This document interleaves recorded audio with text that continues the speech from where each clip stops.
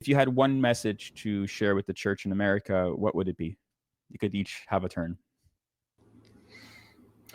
One message for the church is stay connected to the head.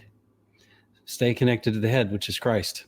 The church is in my youth, and there's so many areas where they've been cut off. They are cut off, and they're caught up in dogma. They're caught up in religious systems. They're caught up in patterns. They're caught up in argumentation, and they're caught up in end times. They're caught up in politics. They're caught up in spectacle worship, and they're caught up in theater, and they're caught up in all this kind of stuff. But the only way you can generate anything of value that's going to be of value and of service to the Lord in the world is to get connected to the head.